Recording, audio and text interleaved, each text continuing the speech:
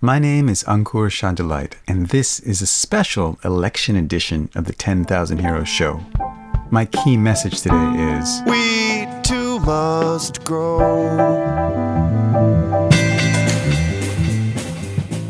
So, I have two tidbits for you today. The first are my thoughts on the opportunity behind tomorrow's election, if we can zoom out to see it. And the second is a song my friend Joe wrote. So, me first. In the last couple of weeks, I talked to a lot of people who have a sense of dread about next week's election. In particular, they dread the possibility of another Trump presidency. But regardless of what specifically you're dreading, or maybe you're dreading all possible outcomes, I'd like to reframe and widen the problem for you. Because I had a similar experience, and I took a moment to feel the dread in my body and reflect, and I realized that this dread is about something bigger and scarier than just the next 4 years. It's about inclusion. It's about this election as a referendum on the failure of the system. Those are fighting words, so I'm going to explain a little bit. The energy behind the current version of the Republican Party is very clearly anti the existing order. It's people who believe that destroying the existing order and rolling the dice on what happens next will probably work out better for them than the status quo, which is one definition of a revolution. I don't know what's going to happen next, but it's probably better than the crap I'm dealing with today. And so I hear you being like, oh, come on, man. You believe that? What about the rich who are just cynically supporting this because they just want lower taxes for themselves? And I say unto you, selfishness and greed have always been a part of the human experience. And then I hear you say, yeah, but really, if it's about inequality and wealth distribution, shouldn't people be voting for Bernie? Which would be great. But I say unto you, reality has no place for that should. For many people, it's not about inequality. It's about self-respect.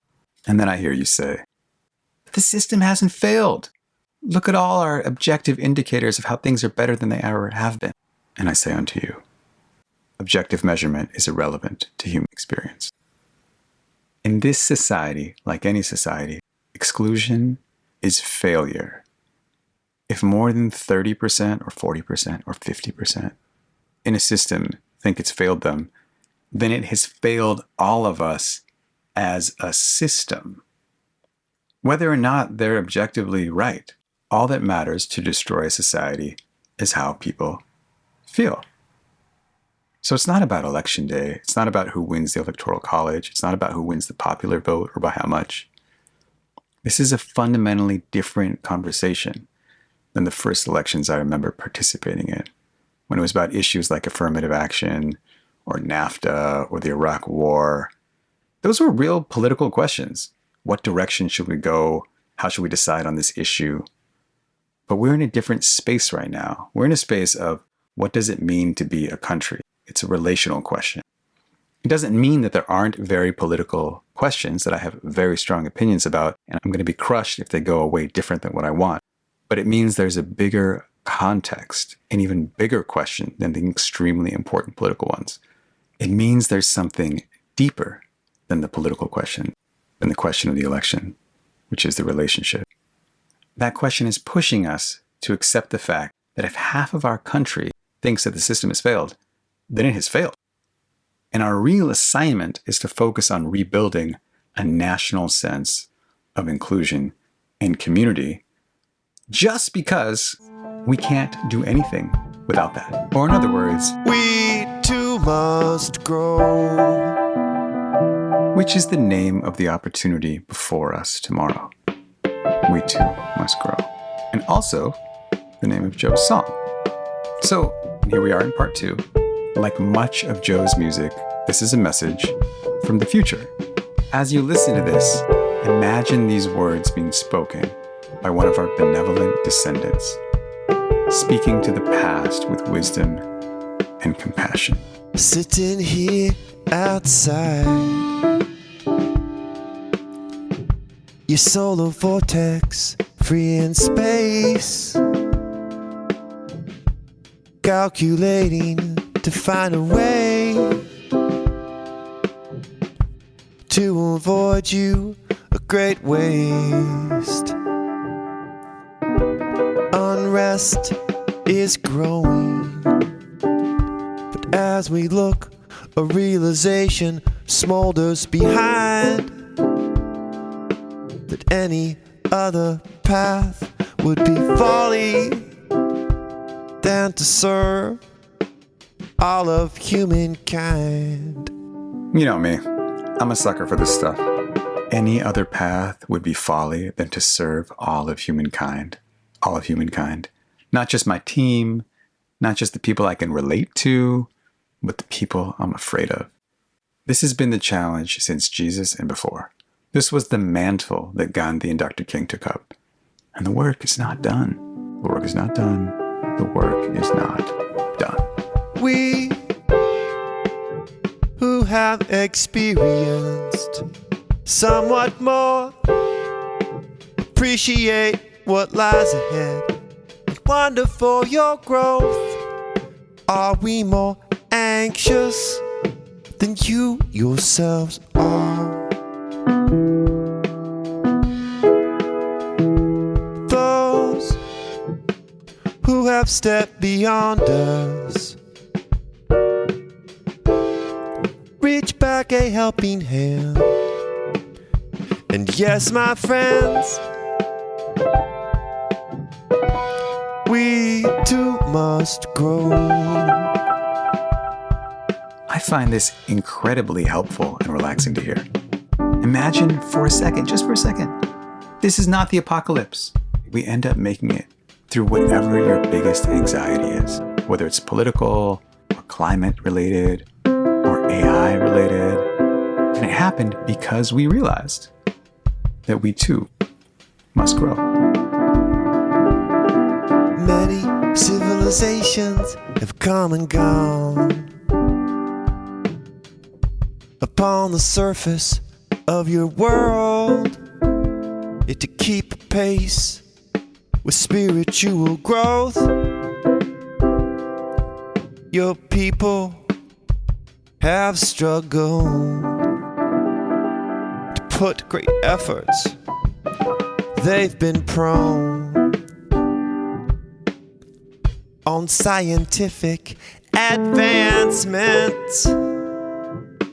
yet without the spiritual side to fit,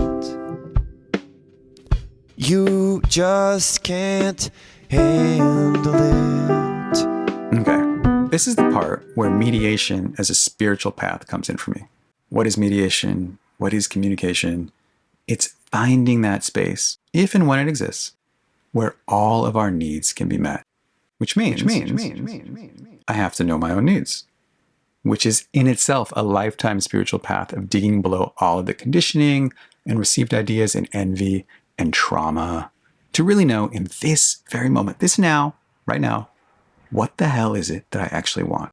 And then I have to know your needs, you, as the embodiment of the ultimate mystery, with only this incredibly subtle and imperfect tool of my body, my voice, my ears, my head movements, my eyes, my observation, your breathing, to actually get at what the hell is it you actually want.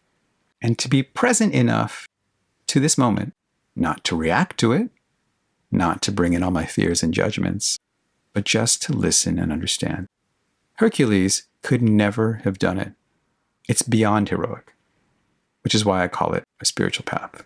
I think it was when I was working for the Global Fund for Disaster Relief and Reduction, which is part of the World Bank, almost 15 years ago, when I realized that no amount of clever algorithms or math or engineering could prevent disasters. That's because the math was the easy part.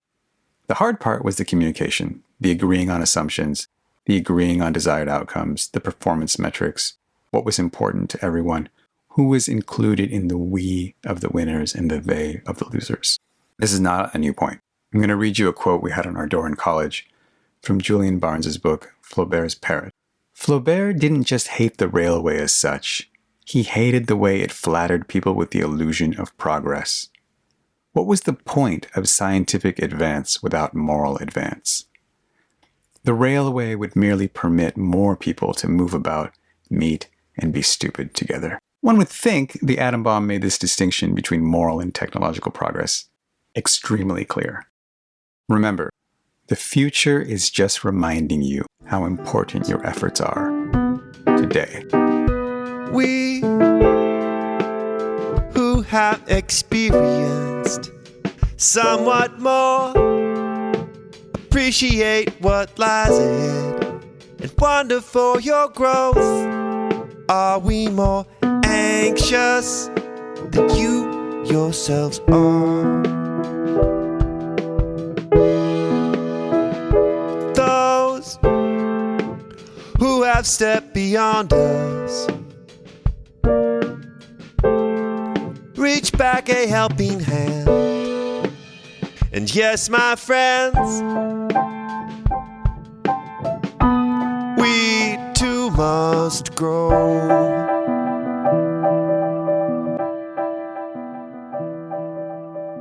That's the song.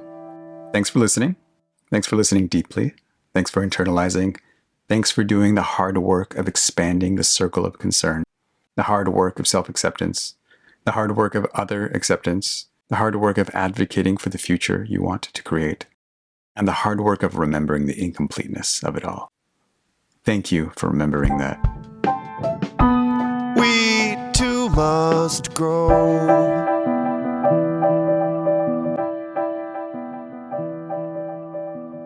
Oh, and if you'd like to hear that song uninterrupted by all my little footnotes, there's a link in the show notes.